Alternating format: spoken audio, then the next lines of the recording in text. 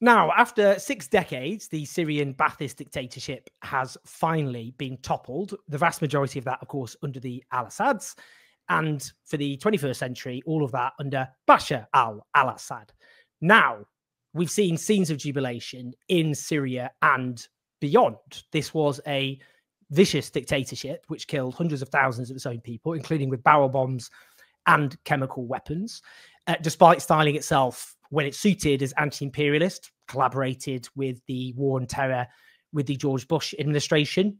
Tony Blair sought at one point to give him a knighthood, despised by the Palestinian people. And we're seeing Palestinian prisoners being released amongst other prisoners who have been imprisoned for so long that some of them think they are being liberated by the Iraqi army of Saddam Hussein, and many aren't even aware that Bashar al-Assad is even the ruler. They think it's his father.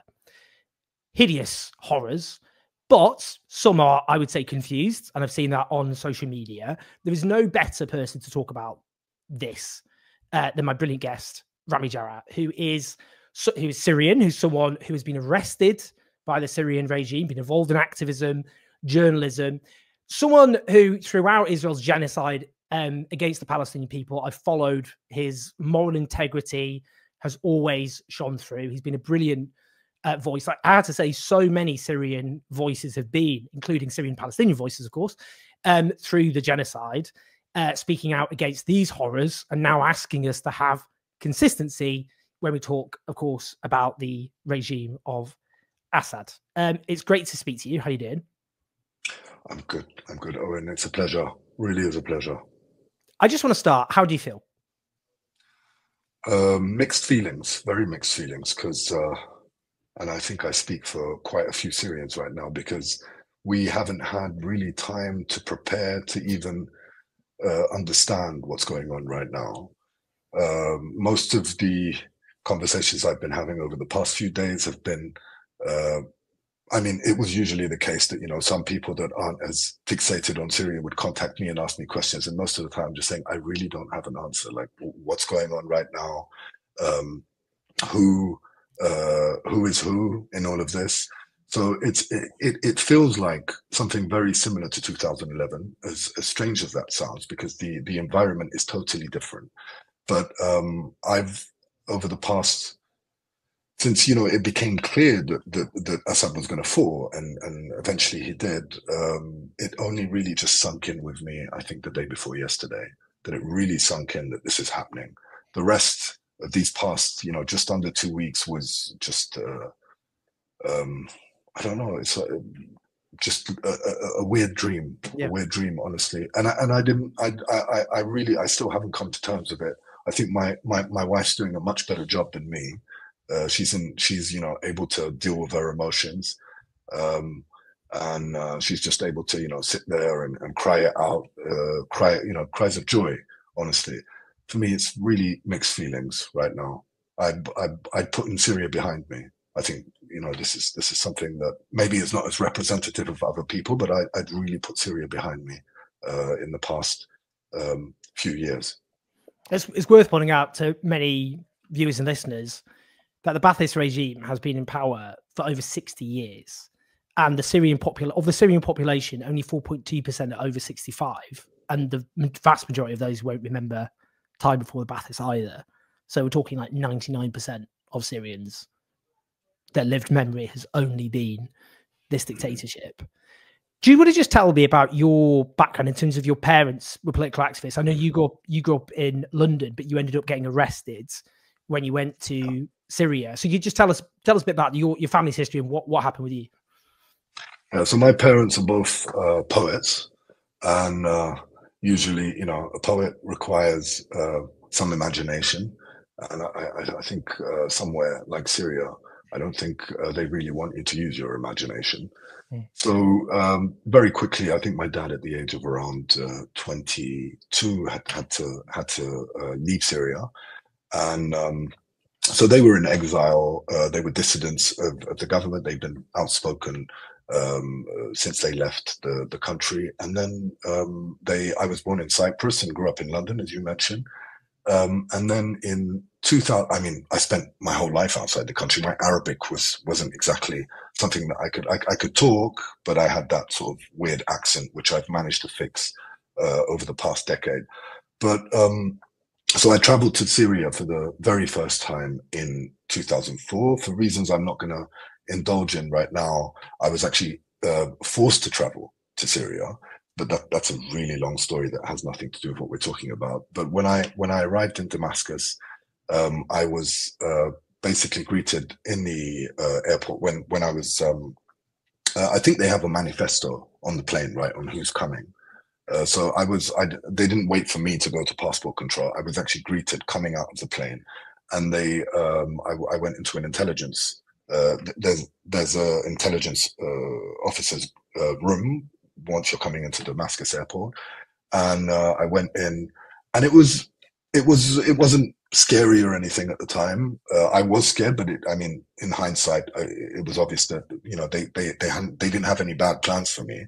But I was immediately told that I'm not going to be able to leave the country, and I would have to report back to something called the civil administration to prove that I was Syrian, because they said that my passport was not accepted as an official passport.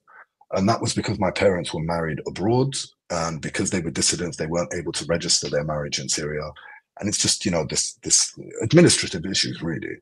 But in order for me to then register as a Syrian, I had to go through a very long process of around 3 years, and I did basically the tour that all Syrians have done by growing up in Syria. They compensated me of doing that, that tour of the intelligence branches across Syria. You have something called the Palestinian branch. It's just a nickname. It's branch, I think, 253, which is in charge of foreign affairs, foreign intelligence affairs. It's a notorious branch it's called the Palestinian branch because so many Palestinians were tortured in this branch. And I was questioned, on a periodic basis, sometimes weekly. Sometimes I would just go in and just sit there for about 6 hours doing nothing with someone who doesn't even know who I am walking past and saying, "You're in big trouble." Just, that sort of fear, trying to invoke fear in you. But I spent, the next 3 years learning what it meant for someone to grow up in a place like Syria. From all the stuff that I saw, it was a very strange experience for me at such a young age. Yeah.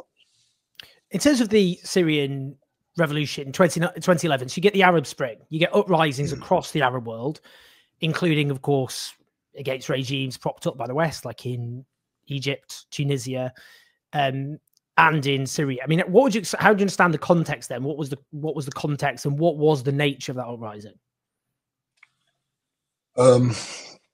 So when I was in Damascus, we never even believed that something like that could happen, right? I was very sort of politically savvy. I enjoyed talking about politics, and everyone around me just avoided it totally. Anyone who grew up in Syria, I think this is important to mention. I don't want to go off topic, but I want to say that you have in school, you have a topic, you have a subject in school called qawmiya, which is basically I don't. My Arabic is a bit. I don't know what it translates to exactly, but qawmiya is basically it's them giving you their take on history, right? So, like for example, the 1967 war. Assad has his own take on what happened in 1967, and this book, all students had to memorize this book off by heart. And it involved like all these strange quotes, like, Assad until, the end of time. And they would stand there in the square and have to scream this and do something that seemed like a Hitler salute. So that's the sort of thing people grew up in. And that sort of brainwashes people into this theme where they automatically don't want to talk about politics. They avoid these conversations. And I having grown up outside the country, I enjoyed talking about politics, and I would basically find people that were willing to talk, casually. If I was in a taxi or something, I would try to start a conversation. You'd have to be careful because, you know, in Syria, it was well known, especially taxi drivers, by the way. It was, you know, common knowledge that they could be part of the security apparatus, trying to get info on certain people, etc. And so I had a feel of whether or not people expected or were preparing for something, because I was actively looking for it.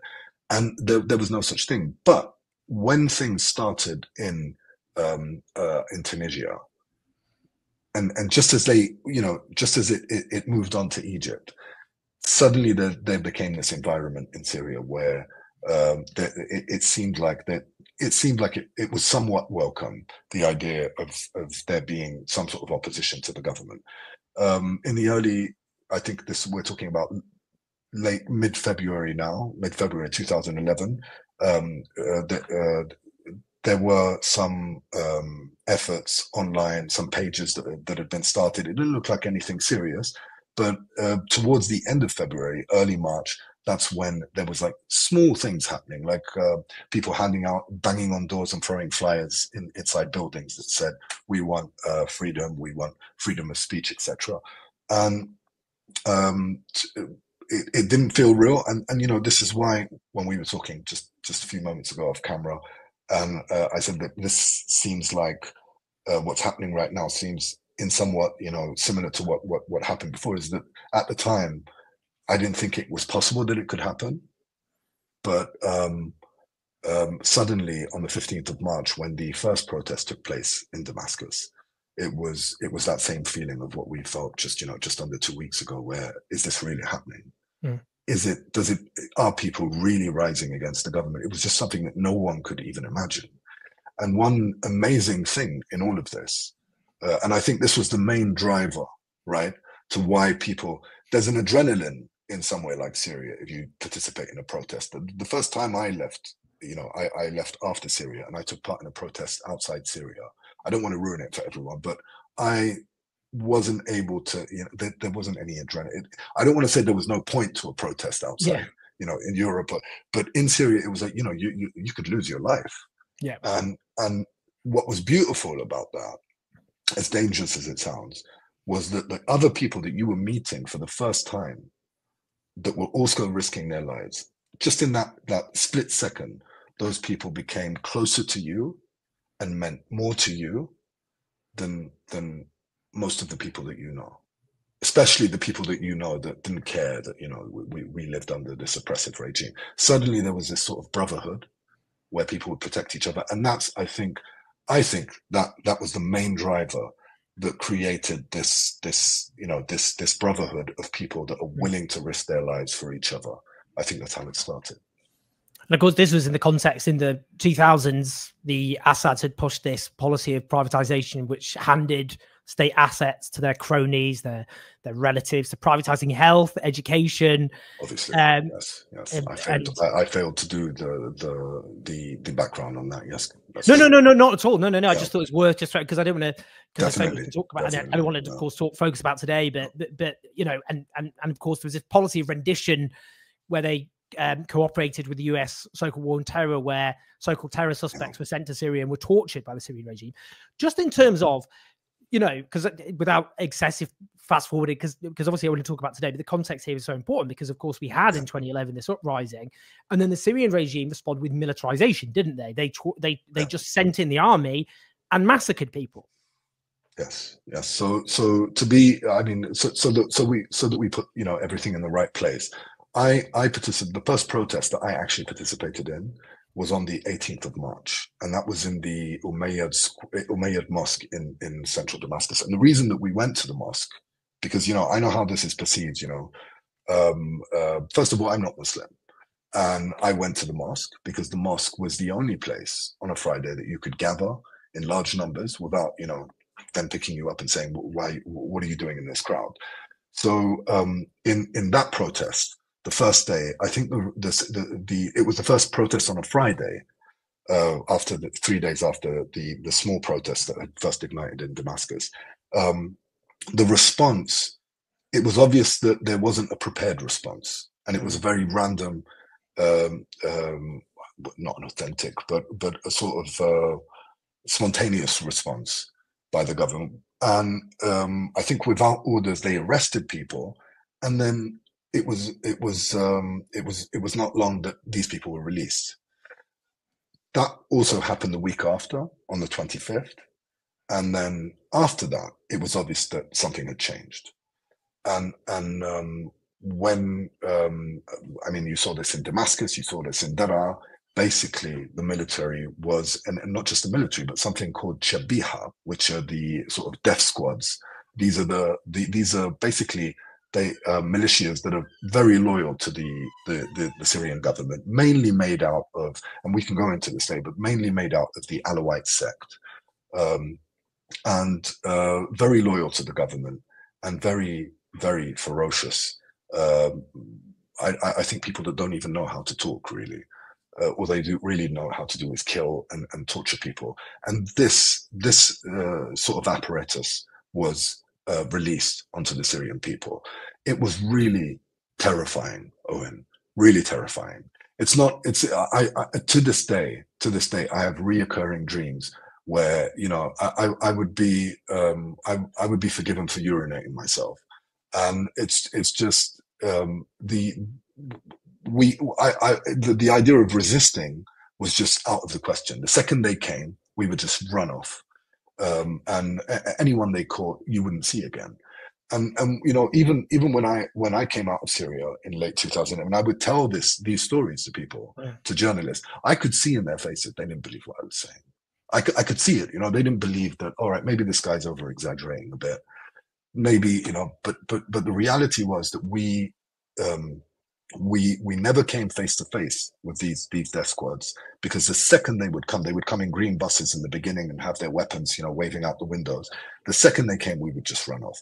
And that explains to you why these protests, it was very difficult to see, especially in Damascus, to see these protests become widespread protests like you saw in Tunisia, like you saw especially in Egypt, millions of people protesting. You didn't see that in Damascus because it was impossible. It was, I don't want to reduce what happened in Egypt at all, but it's just a different environment, different situation. I reckon that in Egypt, if someone just went down into the crowd and started just basically, you know, like a machine gun firing at everyone, you wouldn't have anyone in the square. And that was the situation in Damascus. So Assad basically unleashed his killing machine on people on the Syrian people across every single city in Syria that was almost every single city was witnessing protests in Syria, and it was responded to with full brutality.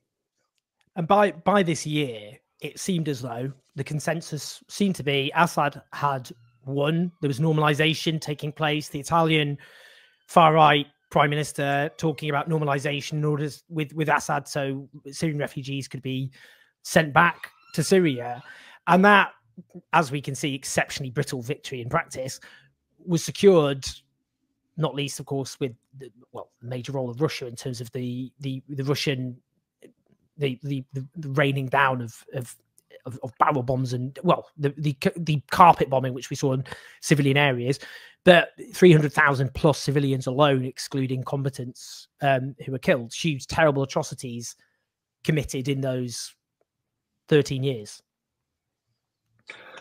Yeah. Where do you want me to focus? I don't know, just in terms of, I mean, just that sense of the sorts of atrocities that people shouldn't be in any doubt about the level of the horror that the Syrian regime unleashed against its people. Yeah, you know, one amazing thing right now, you know, in the environment we're in, and I seem like I'm just trying to pull you down back to what's going on right now, but no, that's what you should do. I hope that, you know, it's going to be a different situation now, because what we've been doing for the past 14 years is just trying to explain how bad this regime is, just how bad it is. And I'll speak firsthand experience. I was arrested in Damascus on the 25th of March. I was taken into a branch where there was a guy who was with us when we were protesting. We were saying Hurriya, Hurriya, which Hurriya means freedom, right? We were just saying that, and there was this Chilean guy from Chile who was taking pictures in the mosque. He was a tourist, and he saw us doing this. He didn't know what we were doing. He just joined us. This guy was arrested with us, right? He was electrocuted to his genitals. He was forced to film. They filmed him and forced him to say he was an agent sent from abroad. We heard screams when he was taken down to there's a branch called the Umayyad branch in central Damascus in the Maysat area. He was taken to the lower level, and we'd heard about this lower level, what goes on in there, and the screams that were coming to there just to scare us, right? Just so we, an Egyptian, his name's Muhammad Radwan, I think he actually lives in Germany now. He was accused of being, he had an American passport. He was accused of being a US agent. Also, he was tortured. But he thankfully managed to get out. The Chilean guy, I don't know what happened to him. I mean, I experienced something there, and that was just in the beginning phase. That was in the phase that I was just telling you. They were still hesitant on how to deal with people. After that point in time, anyone who was caught, if you were a militant, you would get out very soon. You would get out. It would take a week. If someone had arms and they were fighting against the government, then they would be released very quickly. If you were involved in free speech or filming what was going on, or doing interviews, or calling for democracy, or had written anything of an opinion that seemed somewhat intellectual, or you were asking for, demanding something for the government, these people went to prison and never got out. Never. They just went missing. And this, this gives you some idea of how just lethal and disgusting this regime is that they would pick those that, those who lifted roses to soldiers and to police officers. Yeah. And to one example here is Riyas Matar, a famous activist who was in Daraya in the suburbs of Damascus, famous and someone that everyone in the Syrian uprising considered a hero and was very proud of, because he basically went down to the soldiers and gave them roses. They arrested this guy and tortured him to death, gave his body to his mum, and that was sort of a message to that this is what we'll do to anyone who will revolt peacefully against us. And if you raise arms against us and we don't kill you, but we get a hold of you, we'll release you. Don't worry. You'll just have to go and find another weapon. And it was just, just crazy. So once this is to sort of say that this opened the way for slowly you moved from a civil society that was totally peaceful, and then you start going into a militarized opposition. You had people defecting from the army, and within about 4 to 5 months, it became a militarized, I'm not going to say largely militarized opposition, but it was significant. Yeah. There was a large number of people that were willing to fight against the government.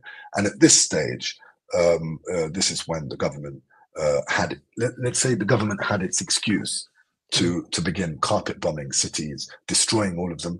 Just, as long as they had one image of one guy with a gun, then that was their sort of means to bomb an entire city. And we saw this in Homs. The whole city was leveled to the ground. And the excuse was that, we have a few people with guns, so we're going to destroy this whole city. Today, lots of people they'll listen to you and go, we hear what you're saying.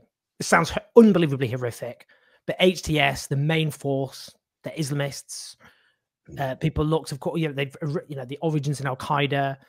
They remember the experience of ISIS and the rise of ISIS, which ruled 40% of Syria at one point. And they'll think about back to Afghanistan, the Mujahideen of the 80s and what happened there. You're not a Syrian Muslim. You're someone who is celebrating what's happened. How would you respond to those people who and the fear of what will happen to minorities like Christian Syrians, for example? Yeah. First of all, if you don't really know what's going on in Syria, I mean, it's totally justified to be worried. I totally understand that. What I can say is that you can look at the example of people like James Foley, who was executed by ISIS. You can look at the example of Stephen Sotloff, also executed by ISIS. The example of Austin Tice, who's missing right now. I'm hoping that they're going to find him now in somewhere in Damascus, because he was taken by the Syrian regime. And I think Remy Jarrah, who was killed in Bab Amr, Marie Colvin, all these people I'm mentioning, first of all, their own stances.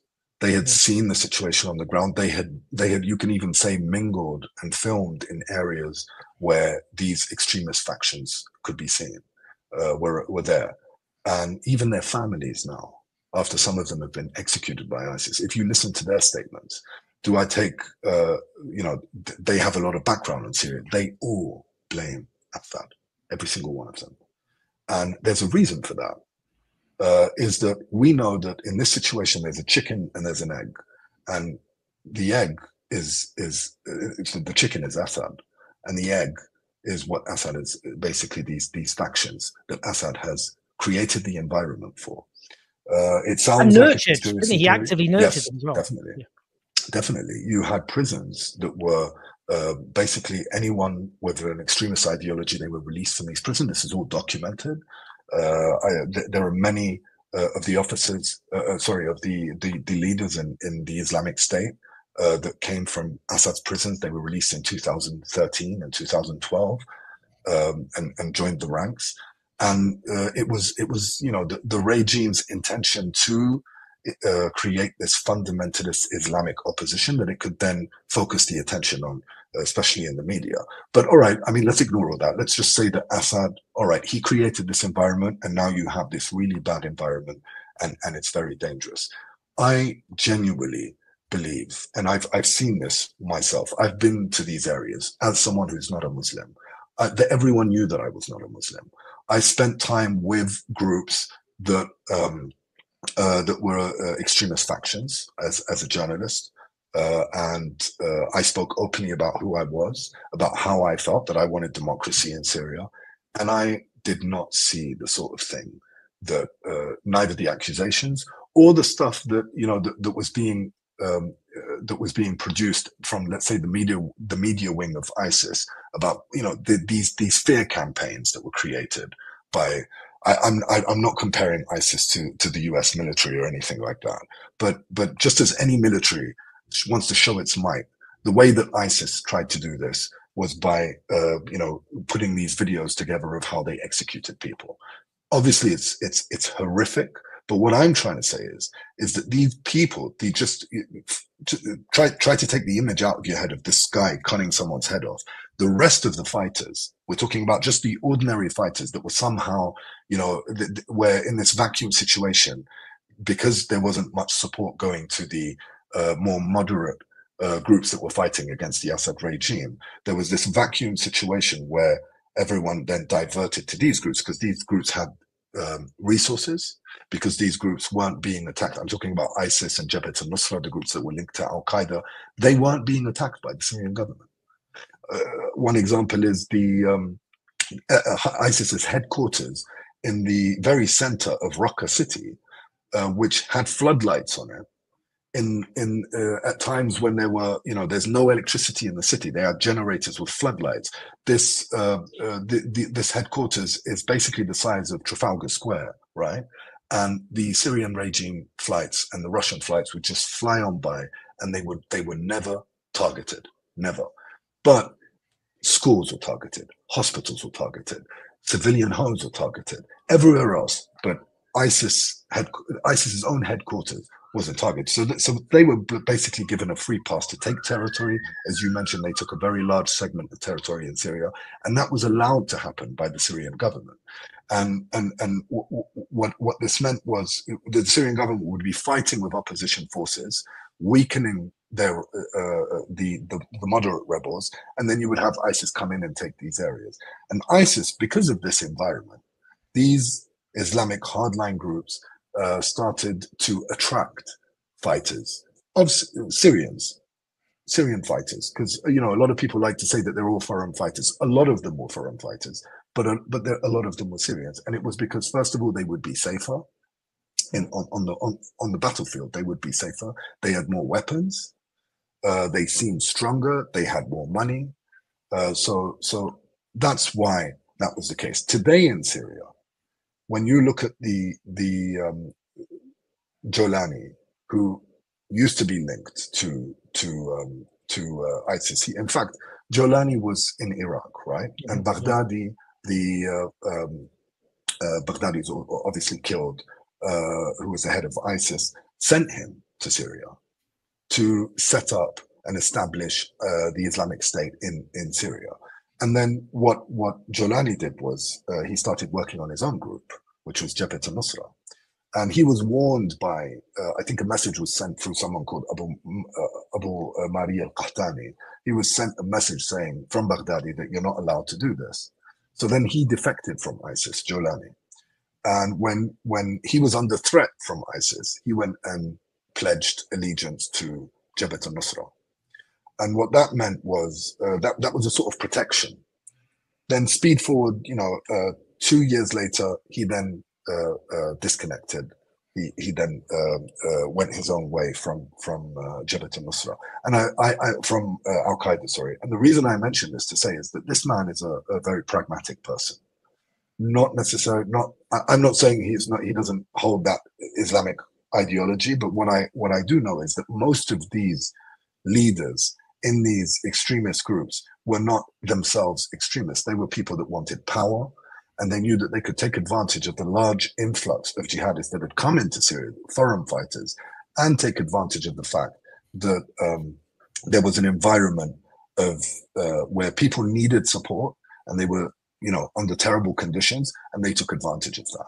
And as long as those conditions are not there, I don't think there's anything to take advantage of. What do you say to those who say this is actually a huge victory for Western imperialism? That Assad was a fighter against Western imperialism, a dedicated supporter of the Palestinian cause, and that this is a huge strategic victory as a result for both Israel and the United States? No, let's unpack that. Look at this idea that Assad was resisting, right? First of all, 1973, I think I'm getting up right. The 1973 agreement, which Netanyahu just dropped, it's basically an admission that Syria was a guarantor for the protection of Israel. Not one bullet has been fired at the Golan Heights, which is Syrian occupied territory that Israel occupies. In fact, in 2011, when the protests began in Syria, Palestinians weren't even allowed, who wanted to protest and wanted to protest against Israel and taking our land back, Syrian land back. They weren't allowed to do that. A state that prevents its own citizens and Palestinians from speaking out against Israelis. So this agreement on the border is basically Syria guaranteeing that nothing is going to happen on the border between Syria and Israel. And the moment it's dropped is the moment that Assad is gone, because they know that Assad can no longer provide those guarantees, and they're supposedly worried that the opposition are not going to provide those guarantees. In Syria, there was at no stage did I ever feel in Syria that I was allowed to voice support for Palestinians in any genuine fashion. This has always been an excuse by the government to govern the people with oppression, to control the narrative. Any opposition that you have to the government on how it treats its civilians, or how the country's being run, or the fact that so much money goes to the military, supposedly, and the answer is that we're a resisting country fighting against foreign forces that are trying to occupy our lands, that we want to free Palestine. So these are just things that are said, but not things that are actually put into practice.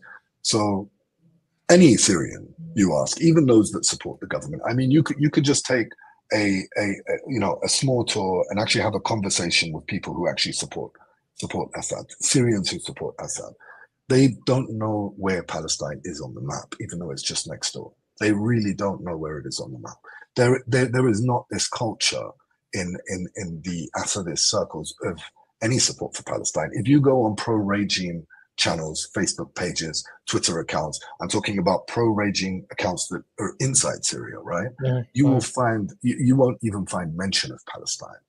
literally. But you find these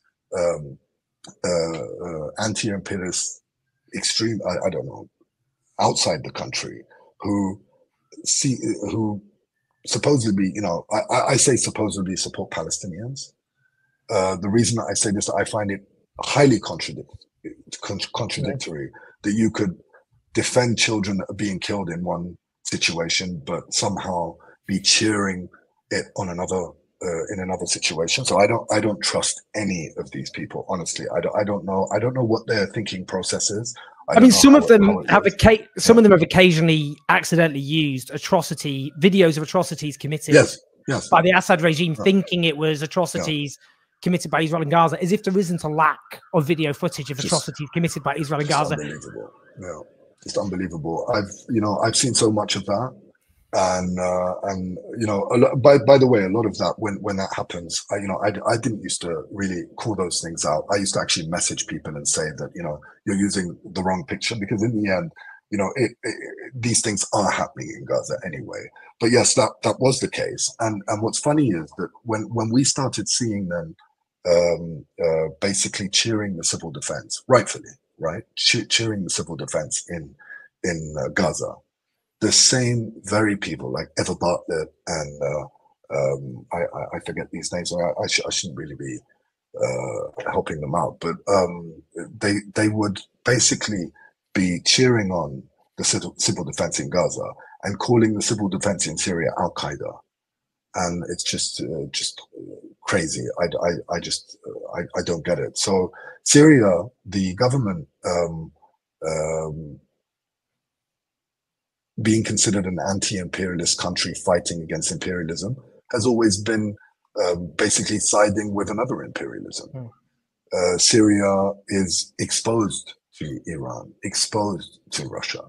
If you go to Syria now and you go to Syria more than 2 weeks ago, you would realize that Syria is basically Syria used to be basically shared territory of Iran and Russia, and even Lebanese factions such as Hezbollah.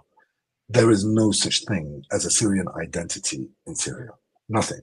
It's not even existent. And yes, you will find many supporters, Assad supporters, but if you really do your digging to find out where these supporters are from, you will find they're from neighboring countries. They're Iranians, they're Lebanese, and it's because they have a foothold in the country. They have an interest in the country. I've seen the sentiment amongst Palestinians towards what's going on in Syria, and you know, I don't blame Palestinians. This is an ongoing discussion that I have with, you know, many fellow Syrians. Some Syrians feel, you know, a bit resentment towards some of the Palestinians. We're talking about ordinary Palestinians here who, you know, are quiet to the atrocities of the Assad regime towards Syrians. I don't blame them. I know Palestinians are in a situation that is very unique. They don't have really any support, any real meaningful support from anyone. So if Assad supposedly, you know, makes it easier for Hezbollah to get weapons from Iran that can then be used against the Assad regime, if there's, you know, against the Israelis, if there's a 1% chance that that's actually happening, 1%, just 1% chance, and I was in Gaza, then, you know, I would find it hard, and my children were there, I would find it hard not to be happy that support was coming in of any form from whoever it was coming from. Although it's interesting because the polling found, including by Palestinian organizations, that 83% of Palestinians backed the Syrian revolution in the years after it happened. 9% backed Assad. More recent polls show a very unfavorable opinion of Assad, particularly in Gaza.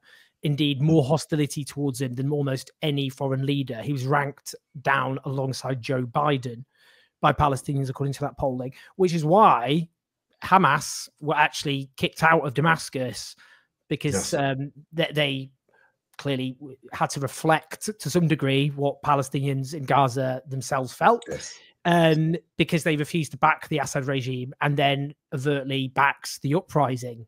And have they issued a statement now supporting the revolution. And again, that's not surprising given they would be completely and utterly out of sync with the Palestinian people. I mean, thousands of Palestinians were massacred, weren't they? I mean, the Action Group for Palestinians of Syria found that of the thousands killed by the Assad regime, the Palestinians I'm talking about, at least 631 Palestinian refugees were tortured to death, they say, among them minors and elderly people, and hundreds of Palestinian prisoners are now being released. Just quickly on that, on the question of Israel, I was going to ask, because Craig Murray, who's a former British ambassador turned, I don't know, maverick of some description, he says two astonishing things. One, Israel has just annexed hundreds more square kilometers of Syria and launched hundreds of bombing attacks on Syria's military and civilian infrastructure without the new regime in Syria firing one single shot against Israel.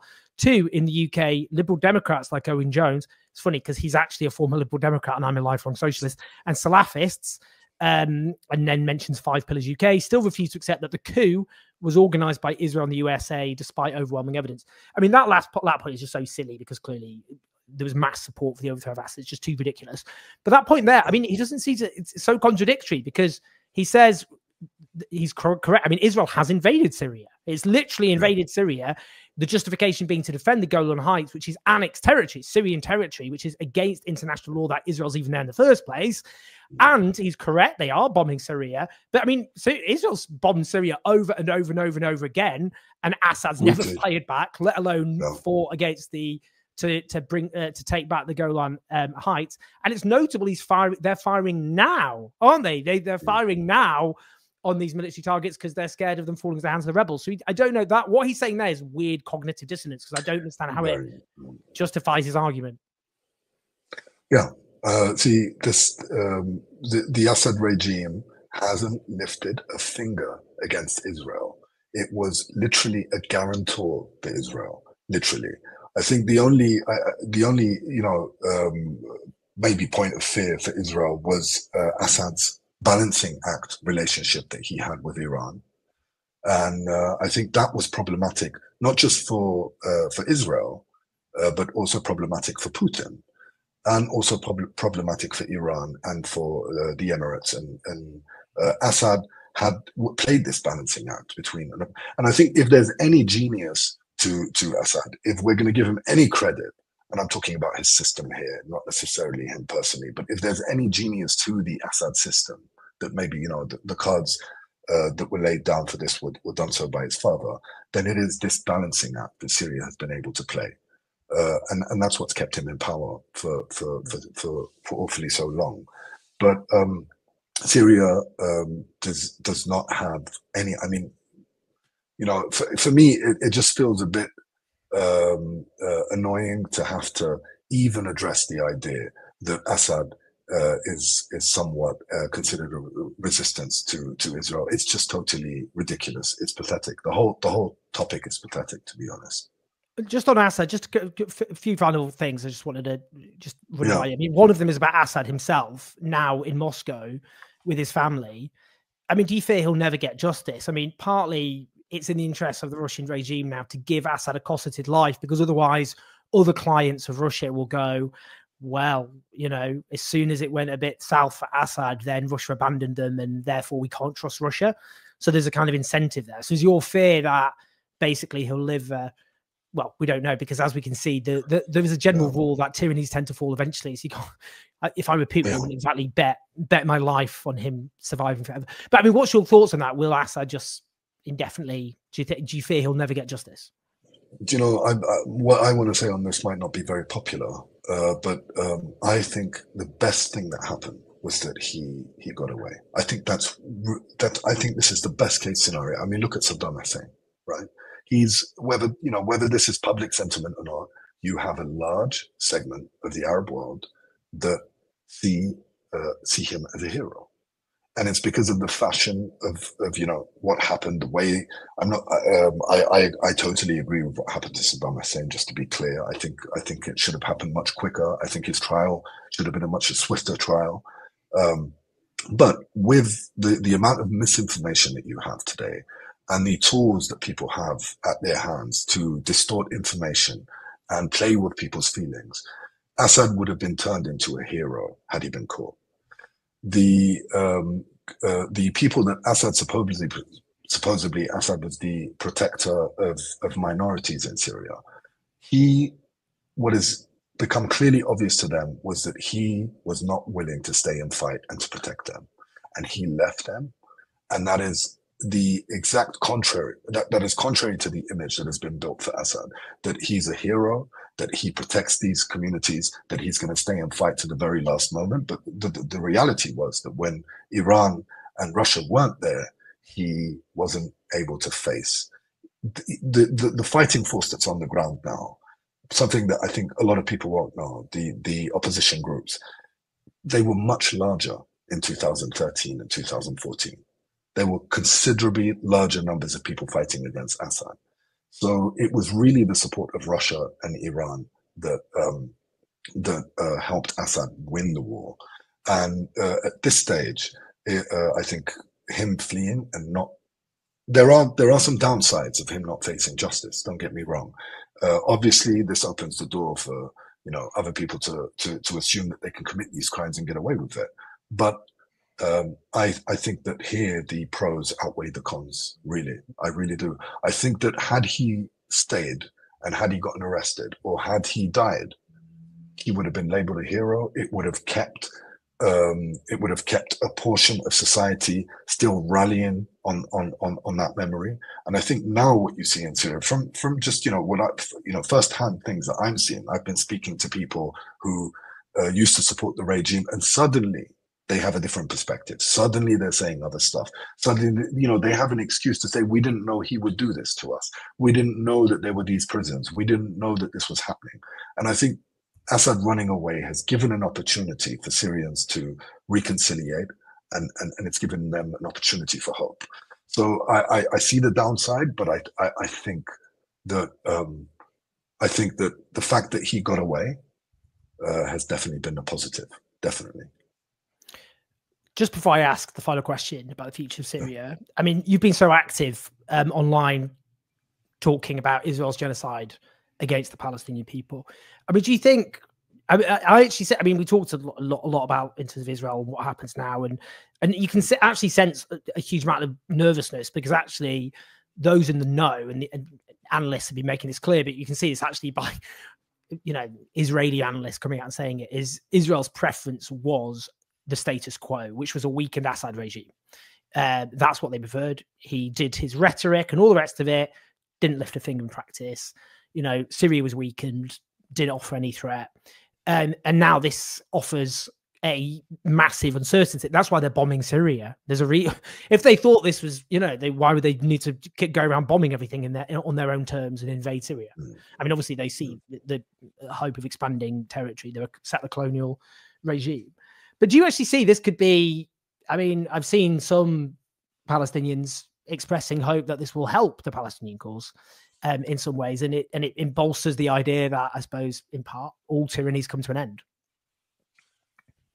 I think, yeah, from that point of view, I agree. I think that Syria, in the state that it's in now, I don't think that any promises should be made to Palestinians in any shape or form. And I don't think if I put myself in the position of a Palestinian, I would say that what we had was false hopes with the Assad regime. It was fake. It wasn't real.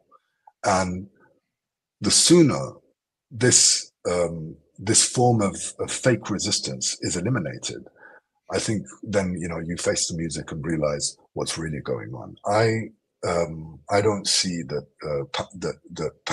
Palestine gained anything from Assad being a so-called ally at all. There's nothing to demonstrate that, other than the fact that territory was used to transport equipment to Hezbollah in Lebanon. We saw Hezbollah basically willing to stop its aggression against Israel. No dictatorship should be a means. No justified cause should depend on a dictatorship. It just doesn't make sense. You can't call for freedom in Palestine and derive that from support from a dictator. I'm not just using morals here and saying that, I genuinely believe that Palestine gains nothing from from these sort of alliances at all. It's an excuse for Israel to continue doing what it's doing. Israel has managed to accuse Palestinians of being terrorists. I know that, the majority of people will never accept this narrative, but The point is that Israel uses the support, such support as that from Assad to basically accuse Palestinians of not being a righteous cause. So I see it as a stain on any Palestinian that thinks that Assad is an ally. I don't see it helpful in any way. But is there any hope that a new Syria can form some sort of hope for Palestine? I think it's going to take time. It's going to take a lot of time. Right now, we have a very messy situation in Damascus. It's not tomorrow that people are going to come out and express the aspirations of all Syrians. And when I say all Syrians, I mean the vast majority of Syrians support Palestinians. The vast majority, contrary to what is these lies that are made about Syrians, especially those that oppose Assad. I'm not unique at all. What is hard in Syria is the ability to basically rally on the same side as someone as a group like Hezbollah, rallying on the same side as Iran. These have been obstacles for many Syrians to be able to speak out and really show support for Palestine. And I think that's why you see a slightly low voice coming out of Syrians who oppose Assad for Palestine. But in general, the vast majority of Syrians support the Palestinian cause. But how long it's going to take for that to translate into policy in Syria, we're still at the stage of actually forming a government that represents Syrians. This is not going to happen tomorrow. And that's my final question. What do you think happens next? I mean, not just your hopes, but what do you think will happen? I mean, they'll say, well, look what happened in Libya, different. It was Western direct military intervention to what happened there. But people's, the chaos, Libya's not been a functioning state since that happened. What do you think? What do you think will happen? I think that we have to be very cautious at this stage, and I'm a bit cynical, because the thing is, we've heard some very promising statements from Jolani, very promising statements.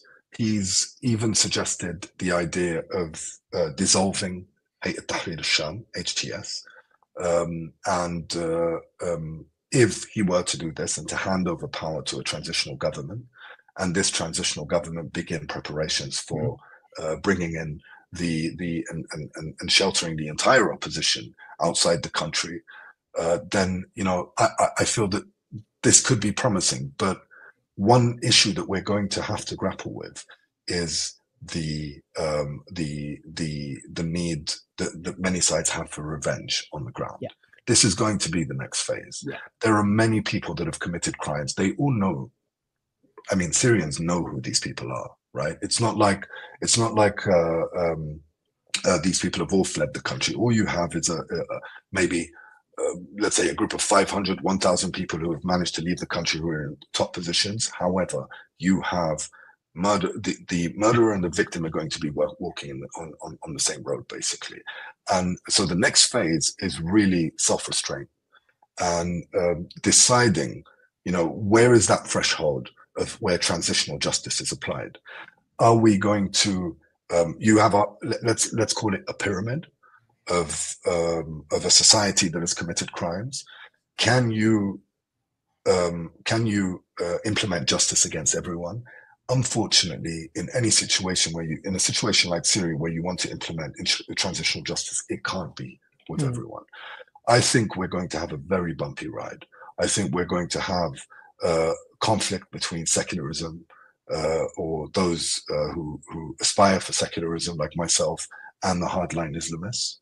I think that there are a lot of possibilities of this going the wrong way, but I think that at the same time, Syrians in these past 14 years have learned to be cautious, and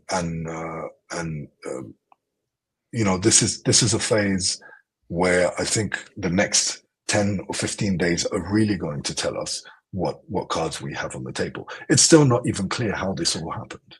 It's still not even clear, who's involved in making this happen.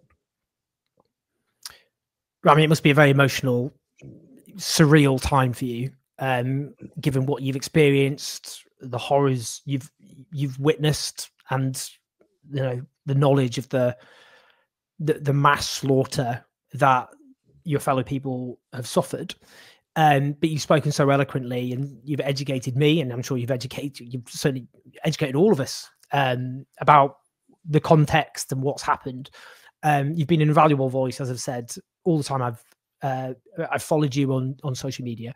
So for those watching, do share this video, send it to your friends, send it around. But I want to say something before you log off. I want to say something. Owen, honestly, very few people have shown the consistency that you show. And I'm talking about people in your position. Very few people have done that. And I want to say, and I'm saying this for your audience, it's not easy, because to get clicks, you can't be right on every topic.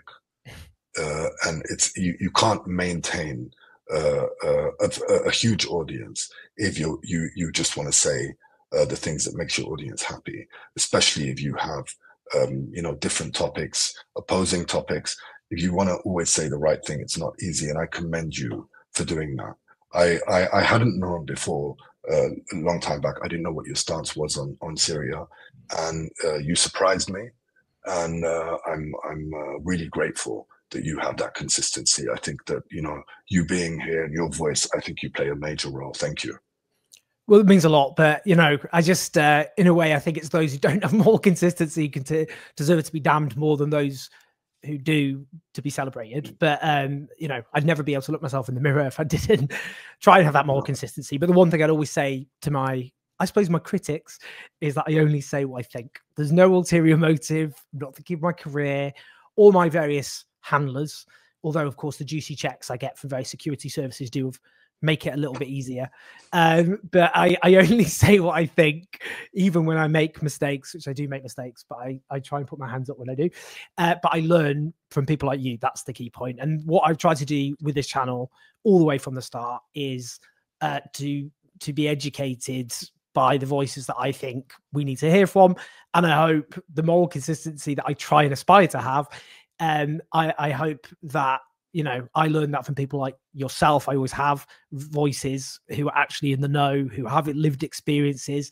So I really hope that the people who listen, who watch these videos, listen to these on podcasts or whatever, I hope the same effect. So thank you is what I'm trying to say. And thank you to all the people that I've on this channel for teaching me. Press like and subscribe, leave comments. That's all good for the algorithm, so more people can hear this brilliant moral consistency from people like Rami. It's been a big honor. Thank you so much. Thank you.